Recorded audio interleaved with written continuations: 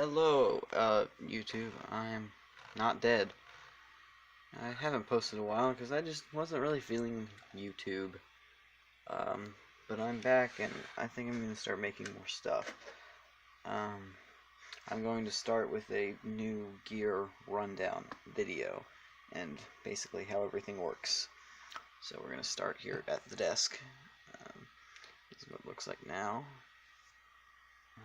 So I'll just show you what all I have. So start here. This is a Logitech wireless, Logitech, what is it? K380. It's a wireless universal keyboard for Macs, smartphones, Windows, basically anything that has Bluetooth and is tech. You can connect it to it and use it as a keyboard. And it's pretty. I mean, I like how it feels. I like the circular buttons. It's good for stuff like this, maybe not something like a video game, but something like music production or browsing the internet. It does the job. And it has a universal keys for Mac and Windows. We still have the Akai MPK Mini that I basically use for all of my MIDI inputs. We have Nimrod over there. These are Altec Lansing surround sound speakers. I don't remember what year they're from. Sometime from the mid-90s. We have a Sharp television, HD television. It's 720, but I think it gets the job done. An Amazon Basics USB hub with, I think, 5 connections. There's the back of it. It has 5 connections, I'm pretty sure. Not sure if that is seen well, but yeah. And it has 2 on the front. And then we have a Squier Bullet Strat. Then we have a Fender FA Series Black Acoustic Electric guitar with a Fishman tuner and preamp. Then coming over here, and that I really like both of these guitars. I recommend both of them very much. They sound very nice, especially that acoustic guitar is very gothic sounding. And then over here we have the PV Rage 158 from, I believe, 87 or sometime in the 90s again. And then we have the Fender GT40 electric guitar amplifier.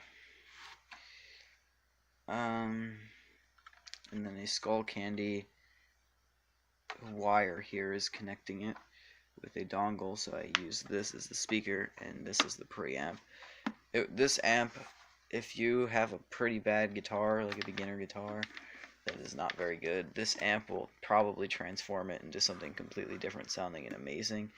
This amp is just, I recommend it greatly, and it's only $150 or $250, my bad, $250, and you can go $350 and get the bigger one that's about this size. It's really good, and it's even without headphones plugged into another speaker, it can still get pretty loud. It has 2 speaker units and an air puffer back here, so it can take some heat. I'm not sure if basses work with it. I think that's a different Fender amp series, but yeah. Next up we have the DS1 distortion pedal from Boss. This is taking a beating because I've stepped on it quite a bit, and there's a scratch. There's some bit of wear and tear on mine, but it's part of its charm. We have the Echo Brain from TC Electronic. It's just such a great analog delay pedal. If you're looking for a classic delay, and it has the big knobs, so it's easy for beginners who want to get into delay, or just, yeah, that's a really good pedal. And then here we have the Bone Shaker by DoD. This is a very metal zone type amp. If you're going for like an industrial sound, I would definitely recommend this amp because you can dial in some very good industrial tones from it. Now down here we have the woofer to my amp, and then we have the computer, which is a MacBook Pro from 2012, I'm pretty sure. So the way this all works is we have a Belkin surge protector that can be that is turn on and off and has voltage protection. So if the volts get too high, it automatically turns itself off. It also has Ethernet, but I don't really use the Ethernet. Then we also down here, but it's let go. For any microphones needs I have a Blue Snowball, good $50 microphone with a XM mic decoration. And this right here is my USB hub. And then this is a dongle for an HDMI to mini display port that runs into the HDMI cord of the Sharp TV. And I have a ukulele up here that I don't really use too often for recording, but I do like to fidget around with it. And for my software, I use GarageBand and Ableton Live 10. Sometimes I use FL Studio, but not that much. And Pro Tools I almost never use. That's where my dad uses his computer. Then I have Spotify on this computer, which is useful. I use iTunes for basically all of my sampling. If I'm ever going to sample anything, I usually just dump it into iTunes and then dump it into my DAW and then EQ it so it's not horribly compressed from wherever I ripped it from. Yeah, and that's basically it. I mean, I guess I can go through the prices of these things. This was $40, I believe. This is $100, and it comes with software. This television is, you can probably get a television similar to it for about $70. This is $30. I don't know the price of these speakers. I have no clue because they were a gift. But I imagine ones of similar quality now you could buy for about $350. MacBook, probably now I could get this one for around $700. Blue Snowball around $50. This DS1 is $50. This is around $80. This is $70. These are just strings, $5. This is $250. I bought this, was used around $50. I'm sure if you want this exact amp, you could probably get it for around $50 on Reverb.com.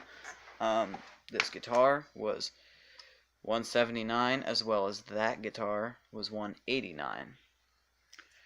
So yeah, and my ukulele was $40. Just very nice stuff. I guess it's a good way to get started. You know, get one of these refurbished MacBooks that aren't that old. I recommend the ones with the disk drive just simply because they have better features, and they actually have the mini display port. Any other Macs after this time only use USB Type-C, which you'll just have to buy more dongles for. So you'd have to buy a mini display, 2 freaking USB dongle, and then dongle the dongle, which is just, who wants that? I mean, these still work really well if the battery's good. That's really the only thing that screws mine up, is my battery is shot, but I think now that it's using a TV, it'll be a bit easier to use. This universal keyboard, or any type of universal keyboard that is wireless, just from the few times of me using it, I can tell you that it is just, it is so much better than like reaching over my keyboard to when I want to just type a simple thing. I can just bring it here and put it on my lap and then type if I ever want to, like, you know, play and then type, play, then type for a minute, you know. This is a really quality, I think it's a nice setup. I'm going to be recording a lot more videos now. And be playing my guitar and showing how I make some make some songs, maybe do some lessons. But other than that, I'll talk to y'all later. See you later. Ciao.